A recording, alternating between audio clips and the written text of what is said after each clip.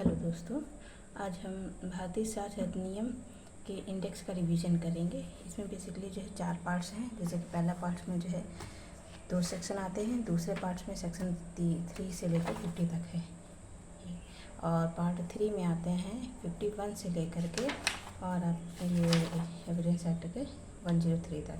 Part 4 में आता है 104 से लेकर के, और ये लास्ट का जो है 170 तक।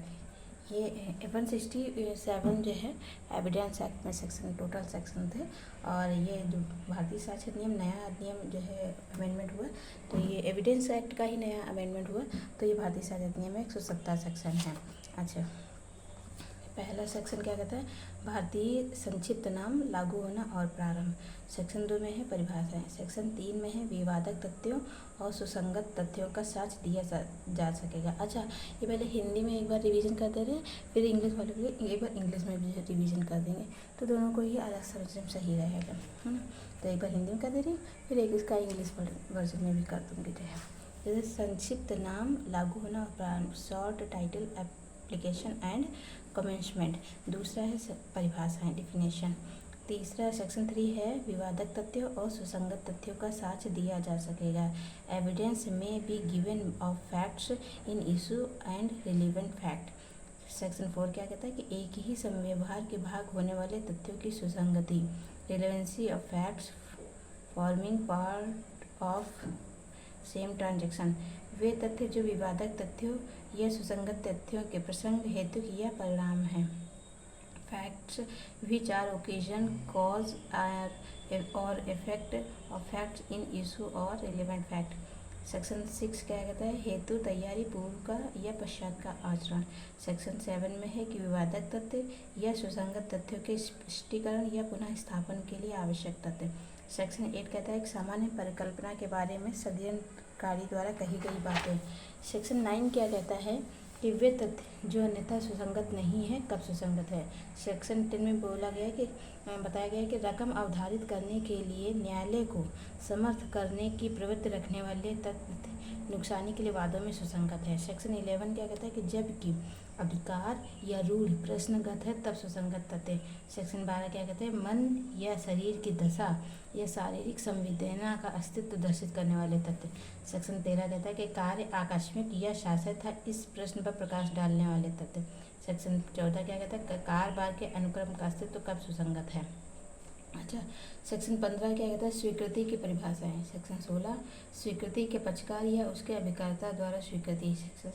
सेक्शन जो है 17 क्या कहता है कि उन व्यक्तियों द्वारा स्वीकृतियाँ जिनकी स्थिति वाद के पक्षकारों के विरुद्ध साबित की जानी चाहिए। सेक्शन 18 में वाद के पक्षकार द्वारा अभिव्यक्त रूप से निर्दिष्ट व्यक्तियों द्वारा स्वीकृतियाँ। सेक्शन 19 स्वीकृतियों का उन्हें करने वाले व्यक्तियों के विरुद्ध या उनकी द्वारा या उनकी ओर से साबित किया जाना। सेक्शन 20 में कहते हैं दस्तावेजों की अंतर्वस्तु के बारे में मौखिक स्वीकृतियाँ कब सुसंगत होती हैं। सेक्शन 11 कहता है कि सिविल मामलों में स्वीकृतियाँ कब सुसंगत होती हैं। सेक्शन 22 कहता है कि उत्प्रेरणा, धमकी, प्रपीड़न या वचन द्वारा कराई गई संस्कृति दांडिक कार्रवाई में कब विसंगत होती है। सेक्शन 23 कहता है कि पुलिस अधिकारी से की गई संस्कृति। सेक्शन 24 कहता है कि साबित संस्कृति को जो उसे करने वाले व्यक्ति तथा एक ही अपराध के लिए संयुक्त रूप से विचारित अन्य को प्रभावित करते हुए विचार में लेना। सेक्शन 25 कहता है कि स्वीकृतियाँ निश्चयात्मक सबूत ने किंतु विबंध कर सकती हैं। 26 कहता है, सेक्शन 26 कहता है वे दशाएं जिनमें उस व्यक्ति द्वारा विवादक तथ्य या सुसंगत तथ्य का किया गया कथन सुसंगत है, जो मर गया है या मिल नहीं सकता है। सेक्शन 27 कहता है किसी साक्ष्य में कथित तथ्यों की सत्यता को पश्चातवर्ती कार्यवाही में साबित करने के लिए उस तथ्य की सुसंगति।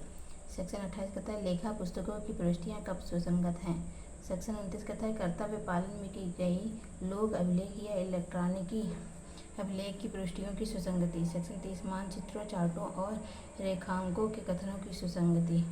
सेक्शन 31 किन्हीं अधिनियमों या दूसरों में अंतर्विष्ट लोक प्रकृति के तथ्य के बारे में कथन की सुसंगति। सेक्शन 32 विधि की पुस्तकों में अंतर्विष्ट किसी विधि के कथनों की सुसंगति जिसके अंदर इलेक्ट्रॉनिक या डिजिटल प्रारूप भी है। सेक्शन 33 कथन किसी बातचीत, दस्तावेज या इलेक्ट्रॉनिक अभिलेख, पुस्तक अथवा पत्रों या कागज पत्रों की आवली का भाग हो तब क्या साक्ष्य दिया जा सकेगा। सेक्शन 34 सेक्शन ये 34 से लेकर 38 तक यह है न्यायालयों के निर्णय कब सुसंगत होते हैं। फिर 39 से लेकर 45 तक है कि अन्य व्यक्तियों की राय कब सुसंगत होती है। तो 34 में है कि द्वितीयवाद या विचारण के वारणात पूर्व निर्णय सुसंगत है। सेक्शन 35 कहता है कि प्रोबेट इत्यादि विषयक अधिकारिता के किन्हीं निर्णयों की सुसंगति। सेक्शन 35 कहता है धारा 35 में वर्णित से भिन्न निर्णयों यानी प्रोबेट इत्यादि विषयक अधिकारिता के किन्हीं निर्णयों की सुसंगति, इससे भिन्न जो निर्णय होगा आदेशों या डिक्रियों की सुसंगति और उसका प्रभाव क्या होगा, ये 36 में बताया गया। 37 में कह रहे हैं कि धारा 34, धारा 35, धारा 34 से भिन्न कब सुसंगत है। धारा 38 है निर्णय प्राप्त करने में कपट या दुःसंधि अथवा न्यायालय की अक्षमता साबित की जा सकेगी। फिर अन्य व्यक्तियों की राय कब सुसंगत है, 39 से लेकर 45 में बताया गया है। तो इसमें 39 में कहा है विशेषज्ञों की राय कब मान्य होगी।